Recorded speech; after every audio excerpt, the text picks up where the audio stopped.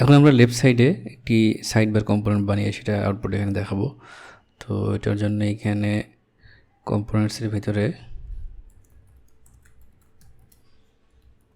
TheSidebar.vue নামে একটি file বানাচ্ছি। এখানে আমি আগের মতোই কিছু স্টাইল করে রেখেছি, সেটা পেস্ট করে দেব।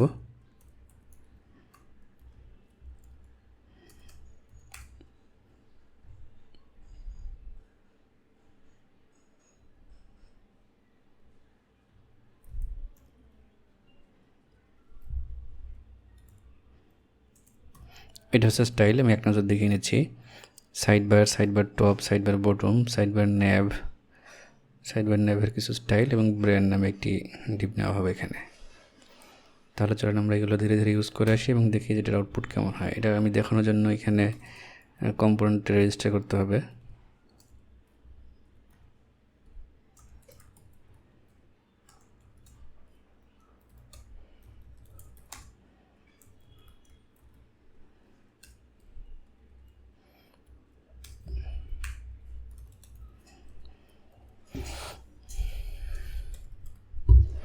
এখানে কম্পোনেন্টসের ভিতরে আমরা TheSidebar রেজিস্টার করলাম। তাহলে এটা আমরা যদি এখানে দেখাই,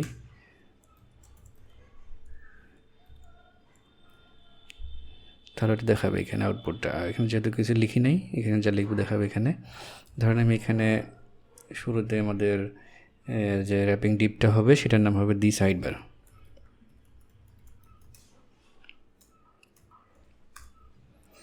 এর ভিতরে আমাদের আছে হচ্ছে TheSidebar, সরি এখানে সাইডবার একসাথে দিচ্ছি।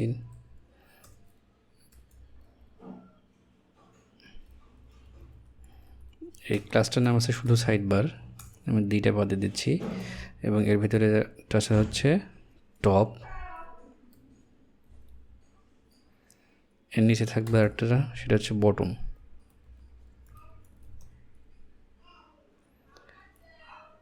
তাহলে এটার আউটপুট কেমন হয় দেখেন, এরকম হয়েছে। এবং টপের ভেতরে আমরা একটি কী করব, এখানে একটি H5 ট্যাগ নিয়ে ব্র্যান্ড দিয়ে এখানে আমি টাইটেল দেব।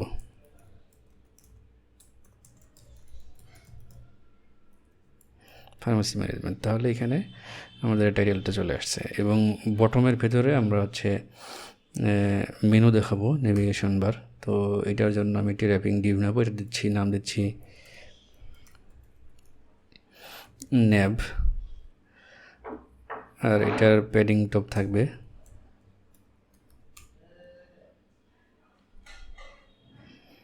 এবং এর ভিতরে আমরা লিঙ্কগুলো দেখাবো। তো আপাতত আমি এখানে ট্যাগ দিয়ে লিঙ্কগুলো দেখাচ্ছি।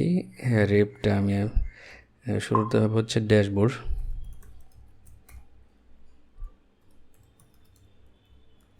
ওভারভিউ নাম দিলাম। তাহলে দেখেন এখানে আউটপুটটা কেমন হচ্ছে, এরকম হচ্ছে।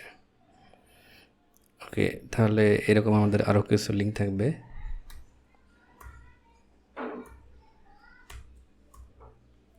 পাঁচটা লিঙ্ক থাকবে। এটা হচ্ছে ড্রাগস,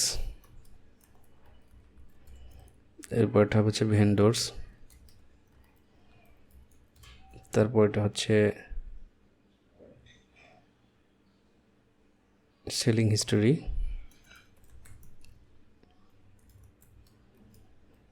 এবং লাস্টেরটা হচ্ছে সেটিংস।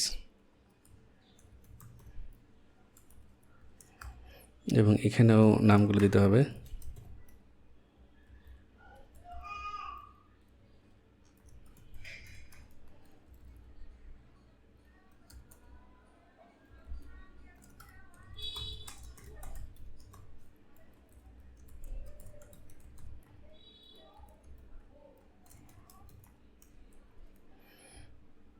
এটা হচ্ছে আমাদের মেনু।